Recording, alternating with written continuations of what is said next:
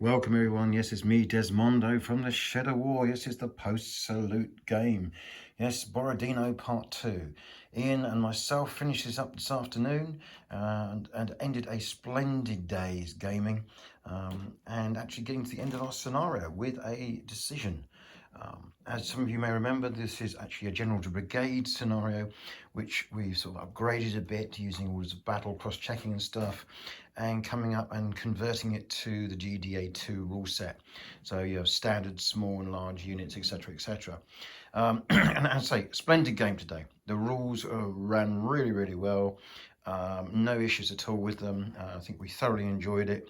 And yeah, we got a decision with the French taking the right flank of the redoubt, which I'll zoom over to later, and the Russian player, me, deciding that due to the size of the table, there wouldn't be any counter-attack or anything like that, and the Russians would concede that they had lost that flank temporarily in the game, and therefore Ian had the victory. Well done, Ian. Well played. A splendid game, as I say, and I'll try and do you a quick summary, which I don't normally do, but I'll try. So the upshot was that we had a 3-division attack against the redoubt and the lines behind and either side, on the right here and on the left over here. We had various divisions, such as the 12th Division was in place for the Russians. We had the 26th Division.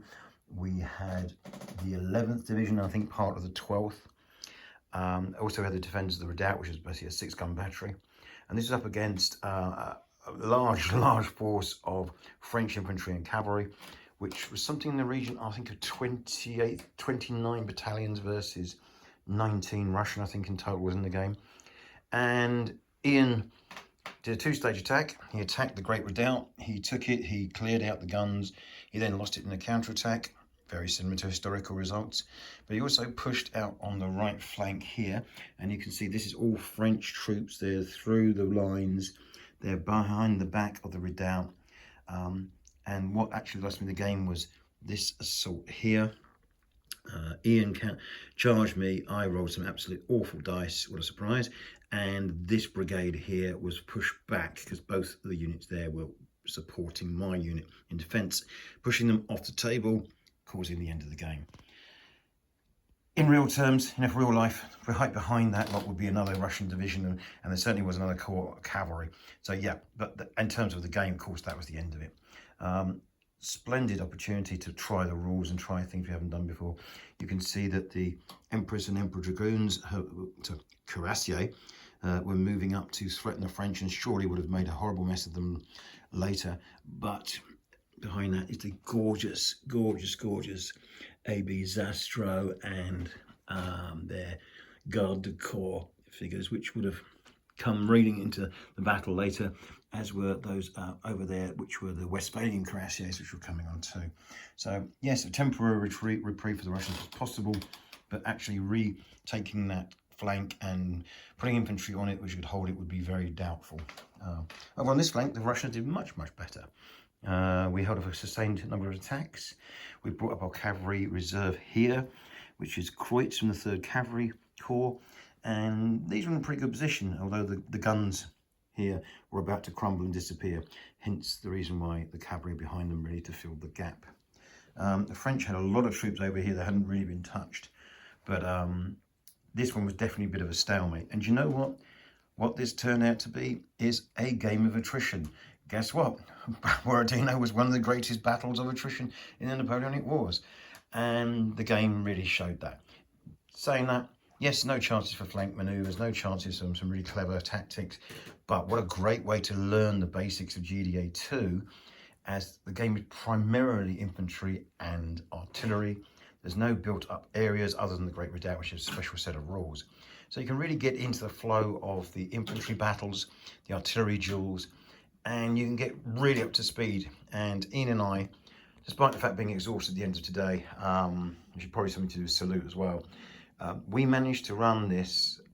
Ian had 3 full divisions under his control and cavalry reserve.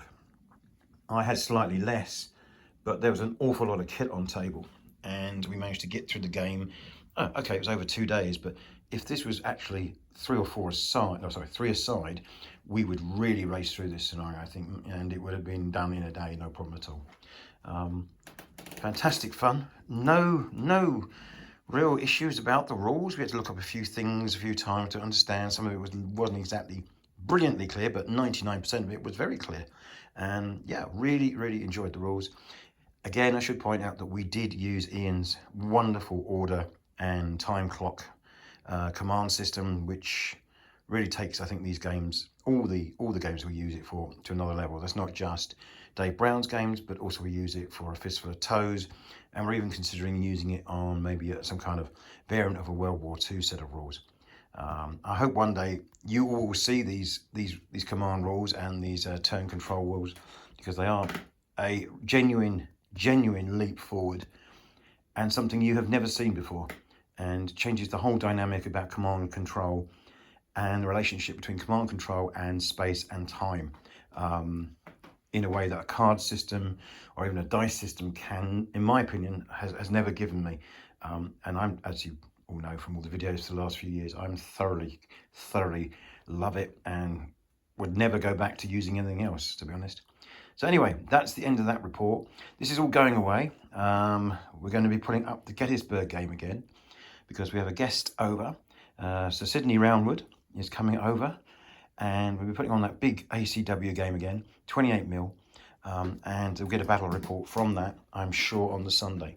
But thank you all again for watching. If you're not a subscriber, please do subscribe. If you know friends who would be interested in Napoleonic rules, Napoleonic battles, ACW, World War II, please point in my direction. It'd be great to try and get the channel up to 1,000 subscribers by the end of this year, if possible, if not sooner. So your help in spreading the word, please, about the Shed of War would be really appreciated. Anyway, one last sweep in to look at that lovely model that was made by Andy for me. And of course, you can see there's the Zastro Cuirassiers, which were just about to go around the flank and charge it in the rear. But alas, the Russians decided that enough was enough. Take care, everybody, and have a lovely